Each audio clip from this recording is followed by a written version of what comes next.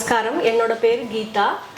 நான் கடந்த 17 வருடங்களாக நேரு கல்வி குழுமத்தில் பணி செய்து வருகிறேன். அதில் எங்களுடைய ஃபவுண்டர் சேர்மன் உடன் 2 வருடங்களாக பணி செய்யும் வாய்ப்பு எனக்கு கிடைத்ததற்காக நான் நன்றி கூறிக்கொள்கின்றேன்.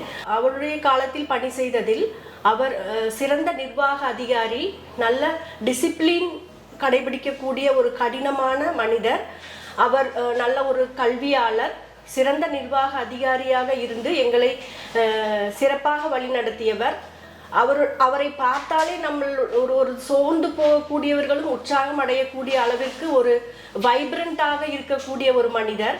இப்படி இருக்கக்கூடிய ஒரு சிலருக்கே இறைவன் அந்த வாய்ப்பை தருகிறான். அதில் அவரும் ஒருவர். அவருடைய இந்த நிர்வாகத்தை நாம் சாதாரணமாக சுவாசிக்கின்ற மாதிரி அவருடைய இந்த நிர்வாகத்தில் ஒரு தபஸாக, ஒரு துறவியாக, நிறுவனத்திற்காக குடும்பத்தையும் விட்டு, சொந்த பந்தங்களை எல்லாம் விட்டு, தன்னுடைய முழு ஆன்மாவையும் இந்த நிறுவனத்தின் வளர்ச்சிக்காகவும், இந்த நிறுவனத்தில் பணிபுரிவர்களுடைய நலனுக்காகவும் தன்னுடைய வாழ்நாளை முழுவதும் செலவழித்தார் என்பதற்கு இந்த நிறுவனத்தின் வளர்ச்சியே சிறந்த உதாரணம்.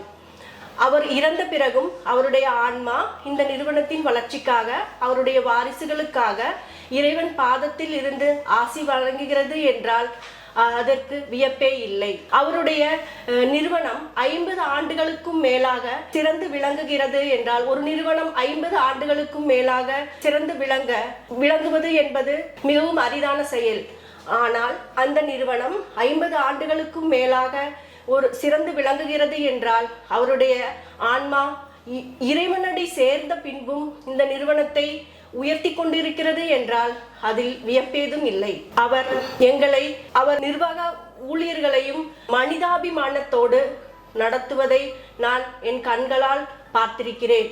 அவர்கள் படித்தவரோ, ஒரு செக்யூரிட்டியோ, ஒரு டிரைவரோ யாராக இருந்தாலும் அவர்களை ஒரு பாச உணர்வோடு அவருடைய சுக துக்கத்தில் அவர் பங்கேற்பதை நான் கண்டிருக்கிறேன். அவருடைய ஆன்மா எந்த ஒரு மனிதனுடைய வாழ்நாளும் என்ட்ரி என்பார்கள், என்ட்ரியை விட எக்ஸிட் மிக சிறப்பு வாய்ந்ததாக இருக்க வேண்டும் என்பது எல்லோருடைய மனதிலும் இருக்கும். அப்படி அவருடைய எக்ஸிட் என்பது முதல் நாள் வரையிலும் பணி செய்து அடுத்த நாள் ஒரு மனிதன் இல்லை என்ற அளவிற்கே அவர் யாருக்கும் ஒரு உபத்திரவம் கொடுக்காமல் அவருடைய ஆன்மா இறைவனடி சேர்ந்திருக்கிறது என்பதில் வியப்பேதும் இல்லை.